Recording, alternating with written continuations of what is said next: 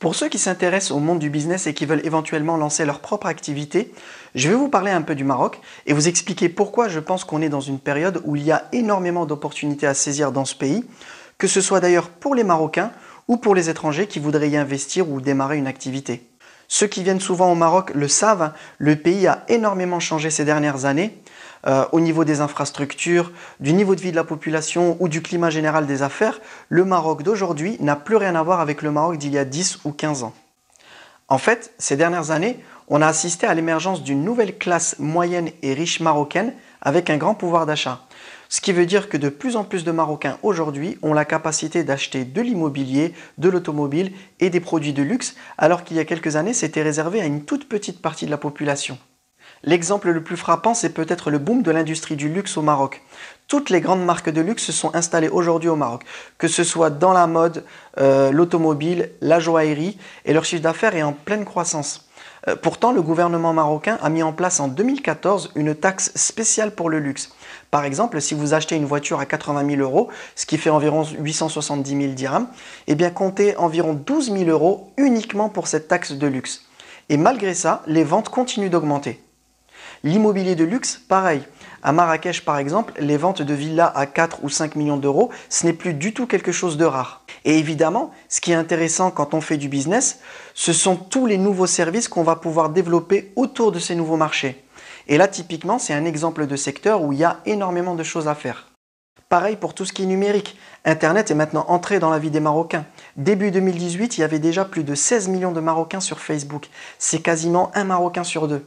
Et si on regarde les jeunes, la tranche d'âge des 18-35 ans, alors là, c'est la grande majorité des jeunes qui l'utilisent. Et ça va continuer d'augmenter probablement. Pareil pour les autres réseaux sociaux, Instagram, Snapchat, etc. Et ça crée des opportunités de business énormes parce que si vous maîtrisez ces outils, vous allez pouvoir atteindre tous ces gens rapidement et développer votre business au Maroc beaucoup plus facilement qu'il y a quelques années. Si on parle aussi des infrastructures, le Maroc a investi énormément ces dernières années. Les autoroutes, les aéroports, le grand port de Tangemed et surtout le premier TGV en Afrique. À l'heure où je fais cette vidéo, ils sont en train de faire les derniers tests, mais ça ne devrait pas tarder à entrer en service. Et quand vous êtes dans le business, un TGV, ça change beaucoup de choses. Prenez par exemple un trajet Rabat-Tanger. Aujourd'hui, c'est 3h30, 4h en voiture. Avec le TGV, ce sera 1h20. Donc imaginons que vous avez une société de service à Tanger et vous vous dites « Tiens, j'aimerais bien développer mon business à Rabat, il y a du business là-bas ». Eh bien aujourd'hui, avec la distance entre les deux villes, dans la plupart des cas, vous serez obligé d'avoir des bureaux ou des gens sur place. Et pour beaucoup de chefs d'entreprise, c'est mort, ils franchiront jamais le pas. Avec le TGV, vous pouvez facilement faire l'aller-retour en une journée pour voir vos clients, etc. Donc depuis Tanger, vous pouvez vous permettre de développer un business à Rabat sans investir de nouveaux locaux. C'est exactement ce qui s'est passé par exemple quand il y a eu le TGV entre Lille et Paris ou d'autres villes.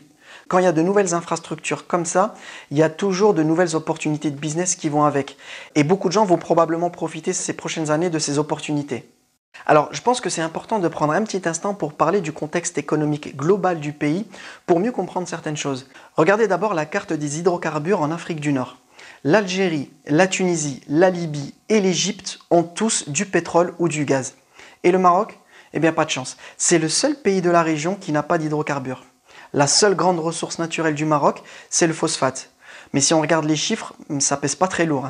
Les recettes de l'exploitation du phosphate, c'est environ 3 milliards de dollars pour le Maroc en 2017, alors que le pétrole et gaz algérien, c'est environ 33 milliards de dollars la même année, 10 fois plus. Et encore parce que le prix du pétrole est à des niveaux raisonnables. Donc c'est comme ça, le Maroc a très peu de ressources naturelles.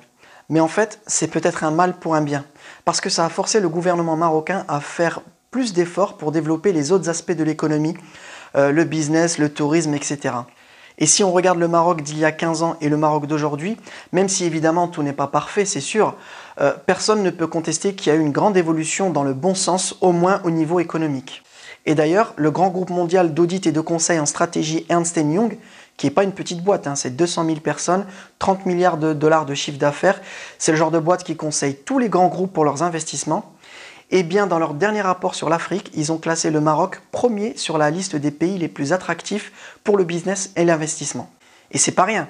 Ça veut dire que vous pouvez être quasi sûr que dans les années qui viennent, il y a de grands groupes qui vont probablement investir énormément dans le pays. La croissance économique du Maroc, c'est plus de 2 fois celle de la France. 4,1% pour le Maroc et 1,8% pour la France. Et dans un pays où il y a une bonne croissance, vous avez en général plus d'opportunités et de chances de réussir un nouveau business. Alors évidemment, il y a encore plein de choses à dire sur les opportunités de business au Maroc, sur les secteurs prometteurs, sur les avantages, etc. Tout un tas de choses qui font qu'aujourd'hui, il est beaucoup plus intéressant, je pense, de lancer son business dans un pays comme le Maroc plutôt qu'en Europe ou aux États-Unis. C'est ce qu'on verra avec plus de précision dans les prochaines vidéos où je m'attarderai un petit peu plus sur certains secteurs, certains types de business, certaines villes à fort potentiel comme Tanger ou Marrakech. Donc n'hésitez pas à vous abonner pour voir les vidéos dès qu'elles seront en ligne et n'hésitez pas à mettre un commentaire si vous avez des précisions ou si vous n'êtes pas d'accord sur un point. On est là pour en discuter et faire avancer tout le monde, il n'y a pas de souci.